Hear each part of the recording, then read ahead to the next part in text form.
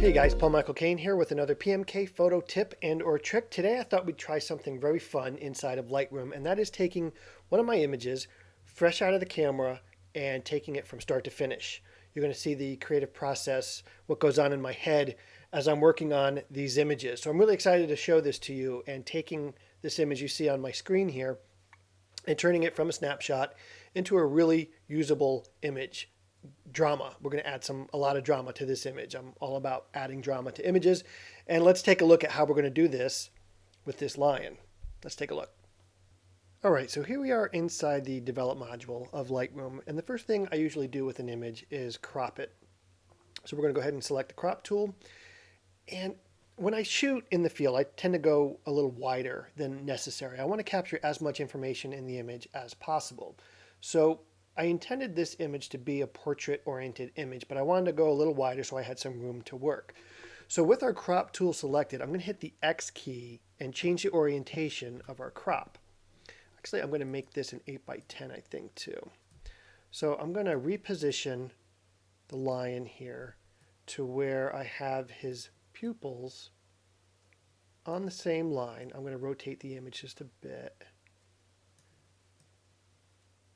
And I think I like this here. I got nice clearance on the ears. I got some drama going on up here with his fur. I'm going to hit enter, and already we're going to a much more dynamic, much more dramatic crop. All right, we're right in on his face.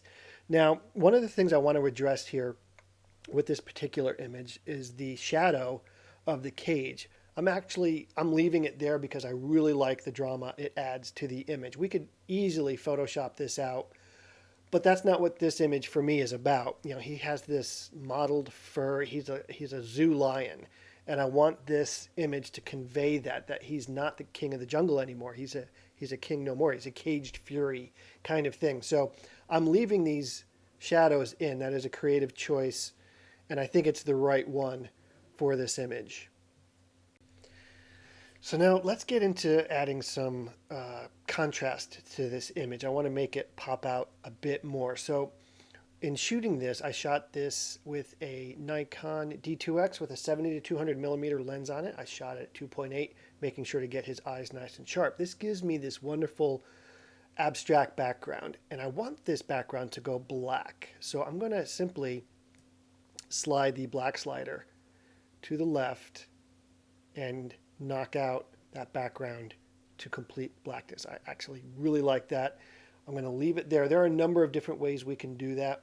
The black slider is the most effective and fastest way. Now, as I'm working on images, I tend to see things that jump out at me that really require my attention. And this fur, this particular piece right here, and maybe this one, are to me a little bit distracting. I don't mind this one. I don't even mind this one cutting across here. But for some reason, these two pieces are catching my eye. So I'm going to use the spot removal tool inside of Lightroom. I'm going to make my brush a little smaller, and I'm just going to trace right over this piece of fur.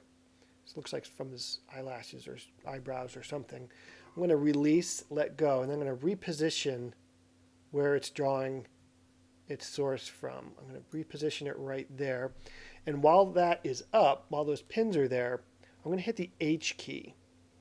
And that's going to hide those outlines so I can see how effective that removal was. And as you can see, it's really, really well done. So I'm going to go ahead and remove this one as well. Just drawing right over that piece of fur. Releasing. I'm going to let Lightroom pick where it chooses to go from. I'm seeing a little bit of a pattern there, so I'm actually going to draw it from here. And I like that much better. So I'm going to hit done, zoom back out, and yeah, just to confirm, that looks a whole lot better.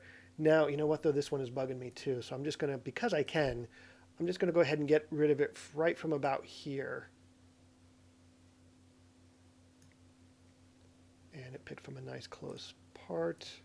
Yep, much better. I like it much, much better. Okay, so what else can we address with this image? I'm noticing, because I shot on auto white balance, that I have a contrast in color temperature. I have some cool blues going on in his fur, and then of course the gold of his fur. So I want to even that out, and I'm going to use my color temperature slider, and I'm going to move it to the right, warming up the entire image. And just a few slides. Look at that. So underneath your backspace key, there's a backslash key. That is your before and after. So I'm going to click that. Here's where we started, and here's where we're at in just a few slides. The difference is very dramatic. I think you will all agree. That's absolutely astonishing. All right, so what's next? Well, with every portrait, you want to focus in on the eyes. And the eyes are what we're going to work on next.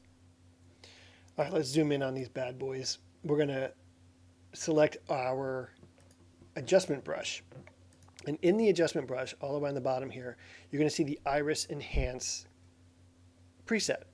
Now with that selected, we're going to draw just a selection around the eyes.